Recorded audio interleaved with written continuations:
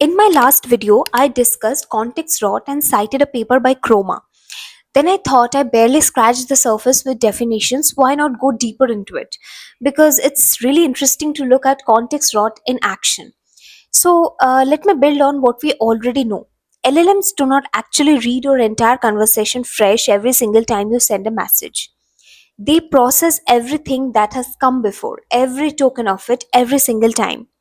And the more you add to that context, the more the model has to hold in its working memory simultaneously.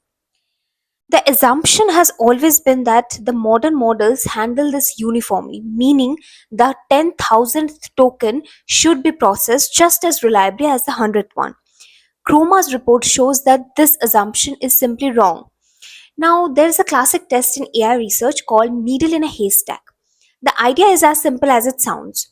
You hide a specific fact, the needle, inside a massive wall of unrelated text, the haystack. Then you ask the model to find it. Most frontier models pass this test easily, which has made everyone believe that the long context problem is basically solved.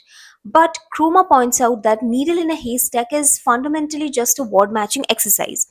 In the real world, nobody asks an AI to find an exact sentence. They ask it to reason, infer, or connect dots across a long conversation where the answer is never neatly labeled. So Chroma made the test harder. Instead of exact matches, they use needle question pairs that require the model to make a logical leap. Suppose the question is, where is Daenerys? And the needle buried deep inside the context would say, she was last seen walking into the Great Pyramid.